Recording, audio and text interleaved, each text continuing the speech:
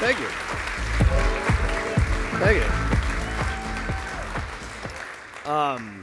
you. I'd like to start by just thanking the co-founders and organizers of Big Omaha, Jeff and Dusty and Caleb and Melanie and Shayla and all the volunteers. Can we just give them a standing ovation and give them a round of applause? Seriously, you guys deserve it. Thank you. Thank you. All right, so I'm going to start. I was at Omaha Startup Week a little while ago, so some of you might be familiar with this. I'm going to start with a quick personal check-in with y'all. And this is something we do at FullContact. This is something that we do at my venture fund daily. And that's sort of just a quick, how you doing? Green, yellow, red. Where's your body? Where's your breathing? Where are you at? I'm sort of in a yellow state right now. I'm a little anxious because I'm about to tell you a story that's sort of deeply personal to me. And I've only done it a couple times. It's never been webcast all over the world. I've told it in some private environments, but I've never really publicly told the story. In addition, this week has been sort of a crazy week. I was in New York yesterday, totally crazy day, flew here, going back home. It's Mother's Day, there's a bunch of activities planned, and there's some anxiety there just around all this stuff. I feel not quite on top of my inbox. Emails are creeping up, so that's where I'm at. So, what I would like you guys to do is do the following. I'd like everybody to stand up. Stand up. Okay. I would like you to do two things. One, go find a stranger, somebody you do not know. Two, check in with each other, green, yellow, red, and where you're at, and talk about what's going on with you. And you got 60 seconds to go do that. Go. So thank you for sharing. Thank you for sharing with a stranger, complete stranger, where you were at. It's really important as an entrepreneur to know thyself, to actually understand what's going on. Because if you know thyself and you know what's going on here, you have an advantage over 99% of people out there. Because most people do not know themselves. They don't actually know what's going on with their body, with their breathing, with their emotional state. They don't understand what's happening. They're just reacting to things. And entrepreneurs, those who choose to create something in this world and proactively create something, need to know themselves. And they understand how people are reacting. And it gives you an advantage and a leg up. Now, this is a practice I started a few years ago at FullContact. But I can tell you with great certainty that I was not always this way. I was one of the most reactive, fear-driven, emotional, manic beings and founders you've ever come across in your life. I was a raging asshole the early part of my career. Maybe some people still think I am, who knows. But seriously, I got my entrepreneurial start when I was about 8 years old. And that was basically a product of my parents gave me a Commodore 64, and I taught myself how to program. And so I started making video games.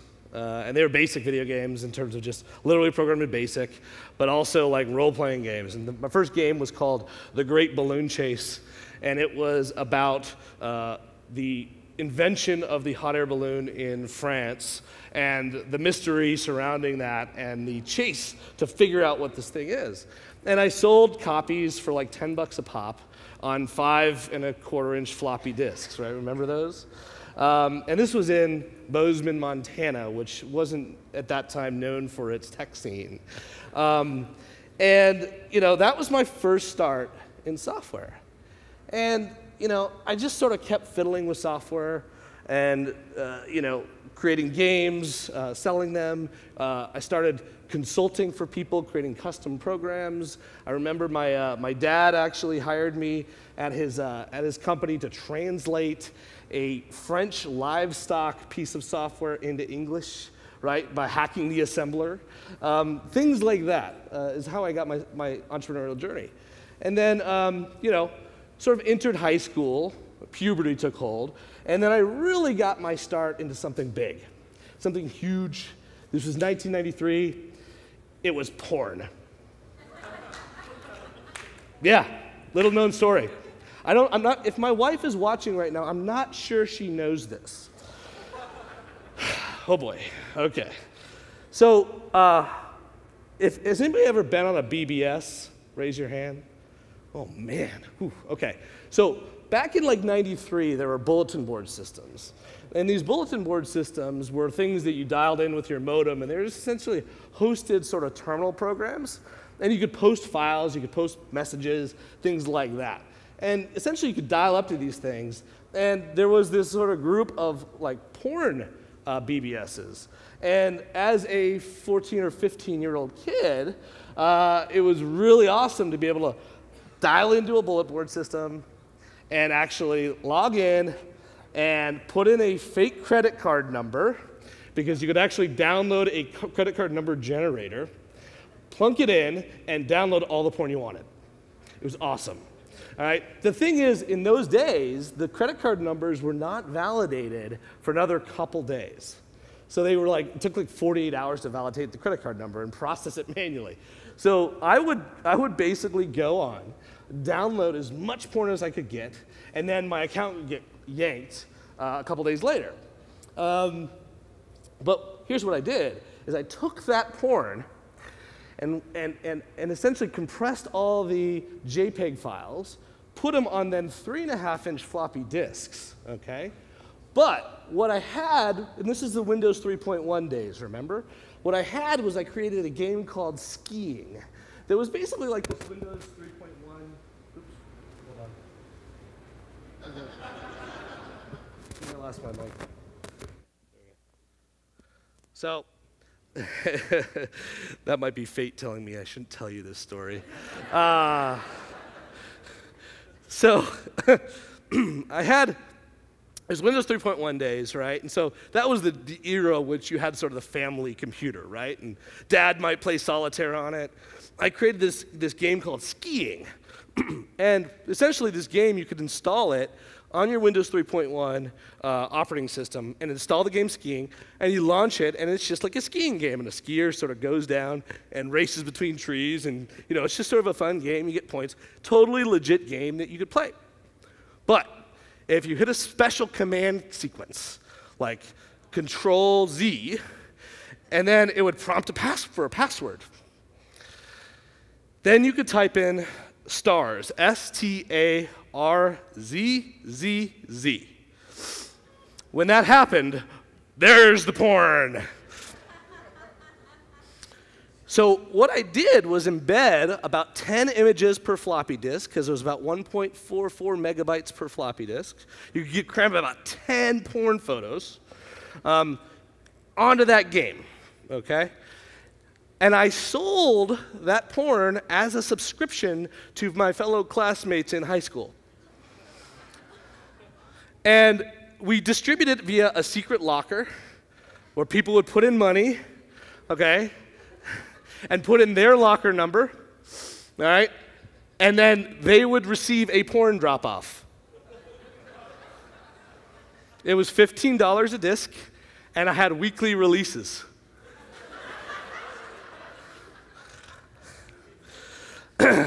I can hear my wife filing the divorce papers right now. But I can't believe I'm telling you guys this story. And so, anyways, that was a great subscription business model.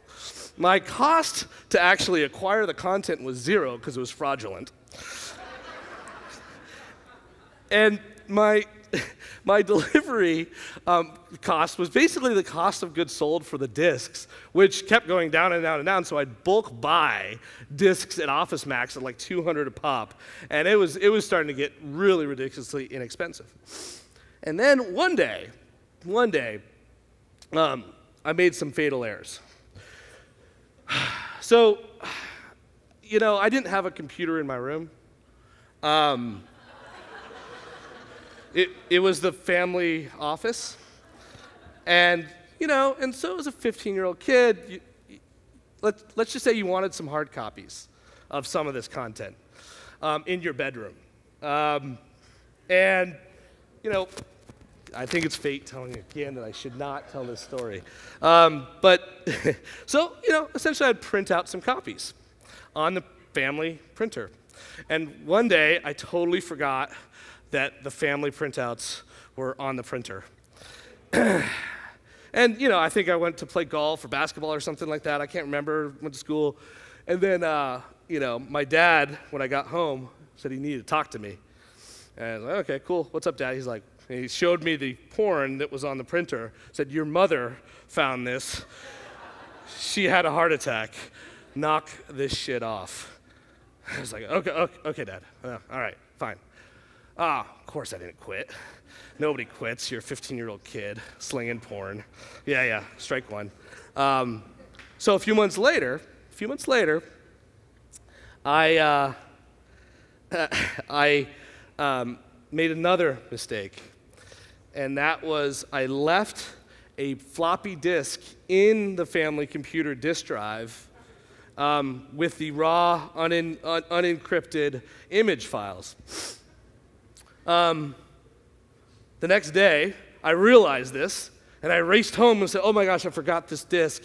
I checked it, I looked at the Windows Explorer 3.1, looked at the folder structure, and it just said in folders, Bart, enough is enough.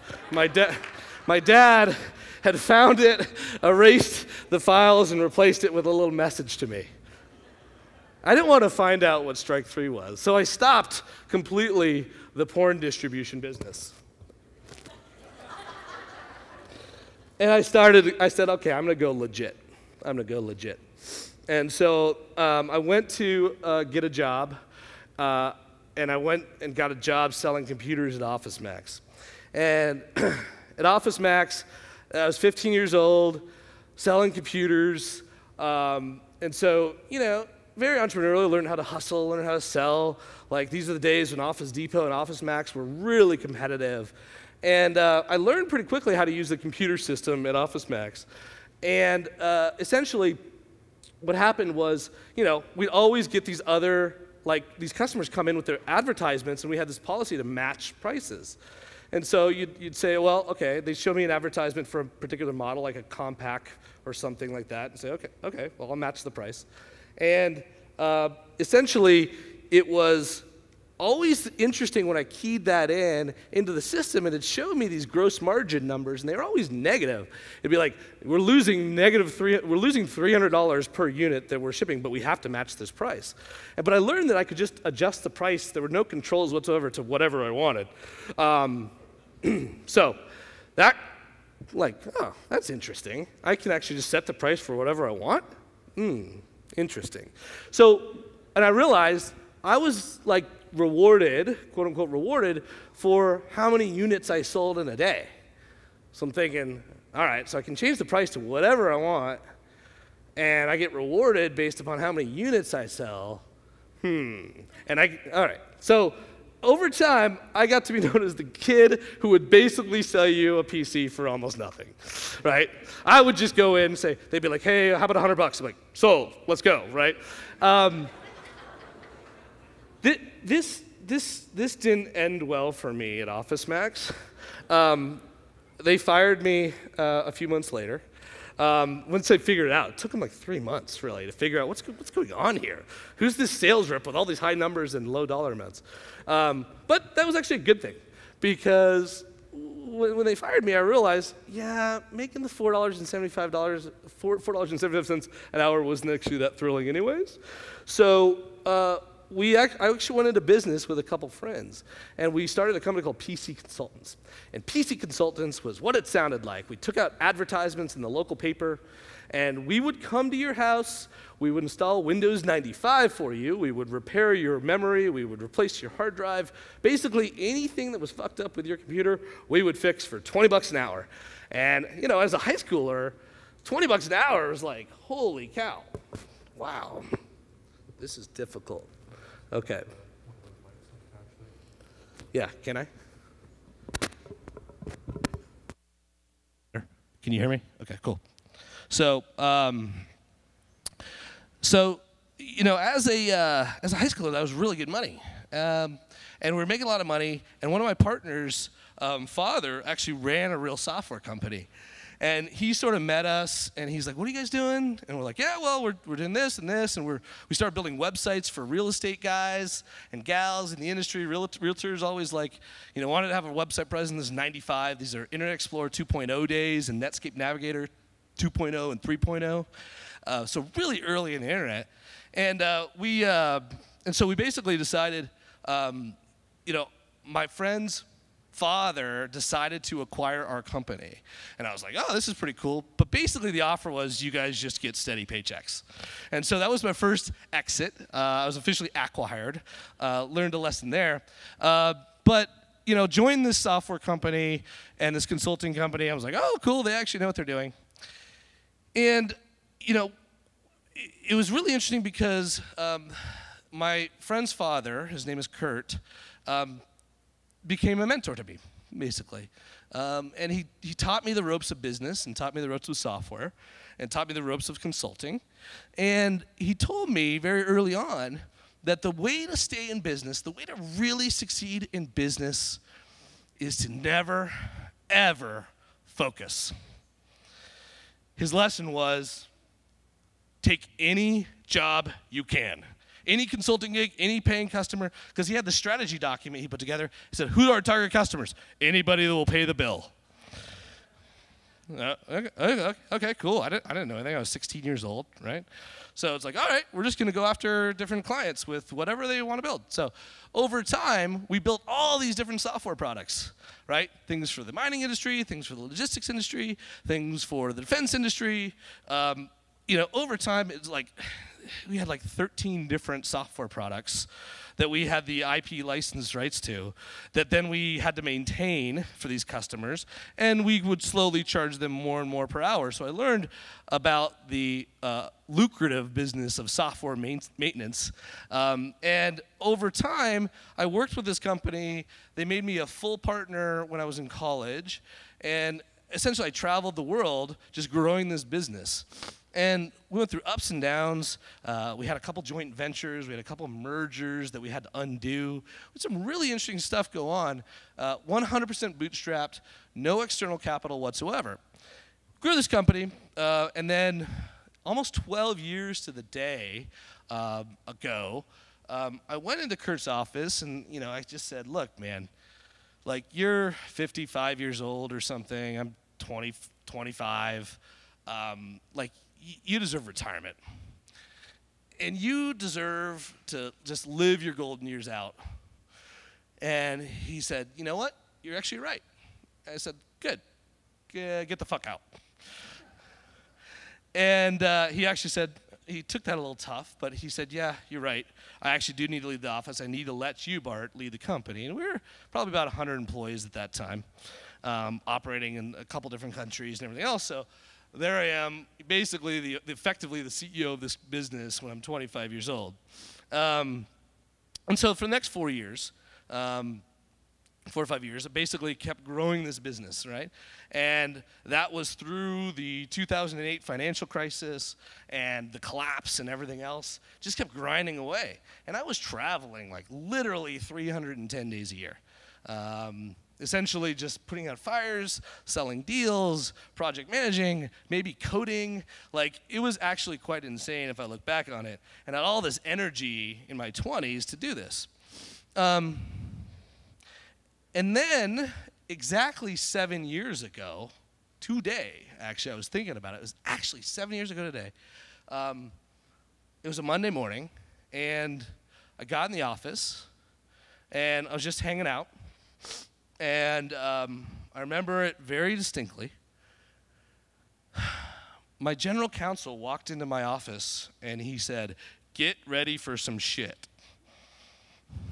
And then, boom, boom, there's Kurt. I hadn't seen him in probably like a couple of years. He had been not involved in the business. He'd been collecting dividends and salary and everything else. And he sat down and told me that I was fired. Wow. I didn't know what to say. I was pretty fucking pissed.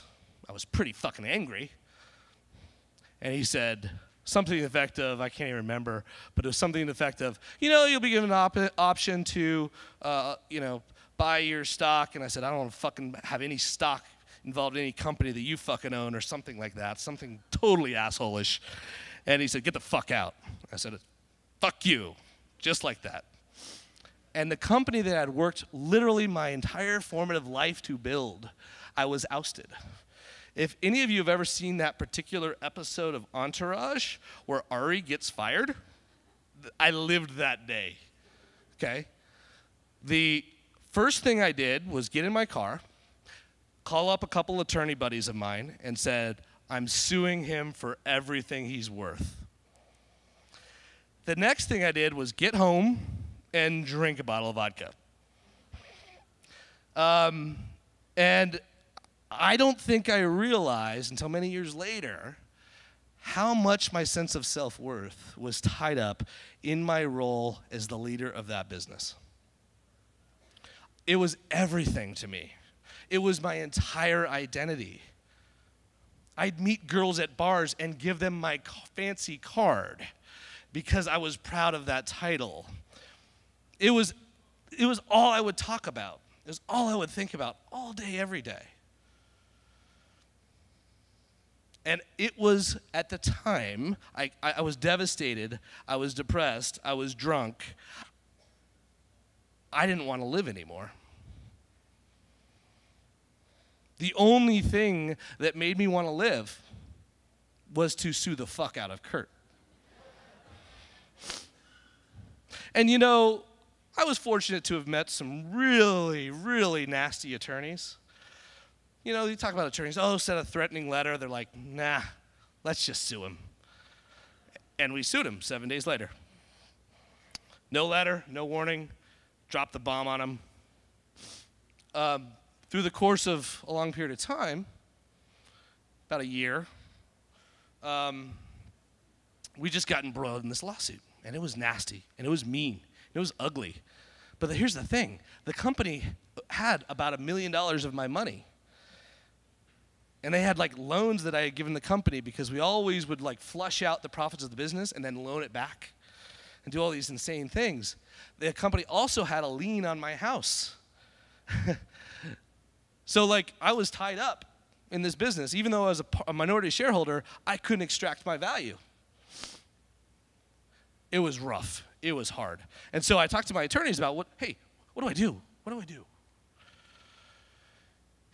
And they said, well, how much personal runway do you have? And I said, about 2 years I can make it without a paycheck, because I had this also thing called a non-compete, and the non-compete said I couldn't work, period, while I was still a shareholder of the business, which is not enforceable, but my legal advice was to obey the contract you signed, which is not enforceable, but they said, obey this.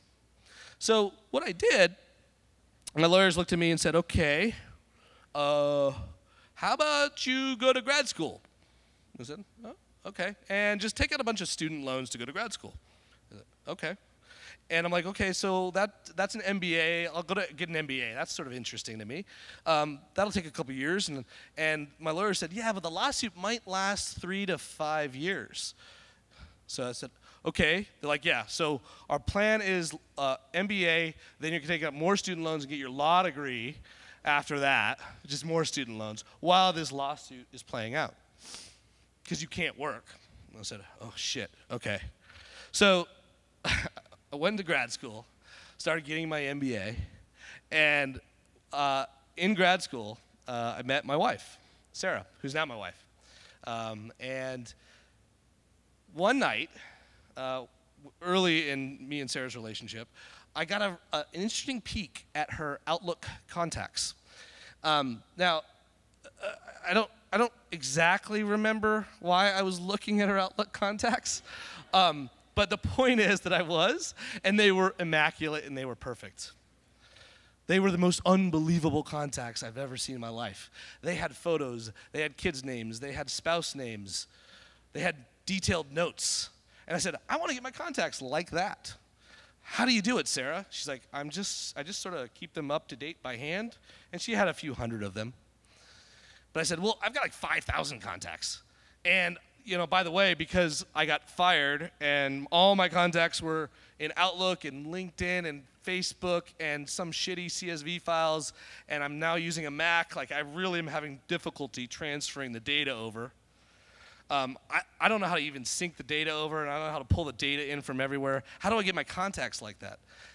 And that basically is why I started FullContact, to fix my own problem.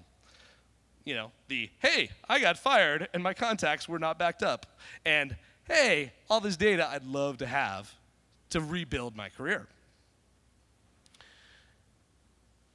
And so looking back on it, that day that I was fired, that day that my entire identity was removed from me, it turned out that, wow, I met my wife because of it. I started FullContact because of it. FullContact is now a thriving success. I can't wait to see some sort of IPO figure with FullContact and send that fucking newspaper to Kurt. I fucking can't wait. I can't fucking wait. I'll be honest, that's the only sort of last piece of revenge I've got. Because essentially I want to say, fuck you, man. Fuck you. Anyways, he finally settled the lawsuit. I was able to start the business, right? So everything actually turned out rosy. That event, which was, I thought, the worst day of my life, the end of my life, turned out to be the absolute best day of my life. So with distance and perspective, you can look back at those moments as an entrepreneur and understand that you go through a crucible. You go through a very trying time. And you go through that crucible, you come out the other side better. And that's my lesson for everybody. So thank you.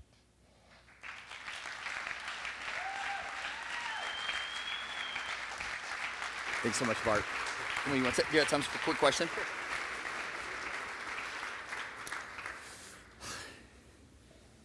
Well, as always, we're going to do a little quick Q&A, and then we'll shut this thing down. So go ahead and come forward if you have any questions. Hey, man, I'm going to get straight to I think the climax of the story was the day you got fired, and the line that I just tweeted out was, I had my whole identity wrapped up in the title that was in that business card. It was what you talked about, which I always say, what comes out of your mouth is really a function of what your heart is focused on. And then two, it was the thing that you wanted everybody to know about you, basically. So how do you not repeat that same mistake? We're all so hungry for success, but how do you not now do that with FullContact to say, I am the CEO? Because you're just setting yourself up, Yeah, that's a great question. I mean, I've thought about that a lot, and I saw myself going down that path. I think the birth of my first son really helped that. Mm-hmm. I think, as a parent, you just sort of realize there's a lot more. And I've really worked to, I think, become totally non-attached with outcomes. Yeah. Like every day, one of the things I meditate on is I assume that FullContact and everything I do is going to be a total failure, and we're going to lose all of our money, and I'm going to lose $50 million of investor money, and I'm going to be homeless on the streets of Stockholm. Okay. Is what I visualize and imagine, and I realize that I'm still okay in that scenario. That's a good word. Just embrace the worst. Embrace the worst. Yeah.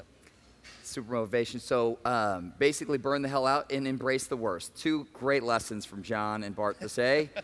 Gonna close on that incredible book deal. No, any other thoughts coming up? Go ahead if you have a question. Megan, go ahead.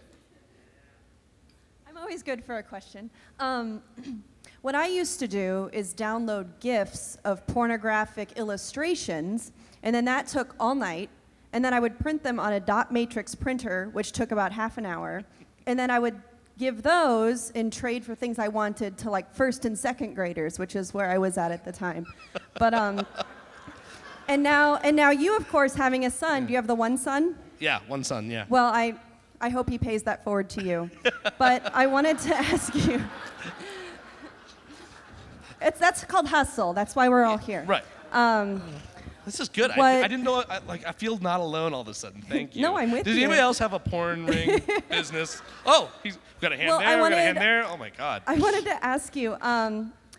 It sounds like your life is probably a little less stressful now than when you were in the deep shit of that place. Yeah. When you were, getting out of that.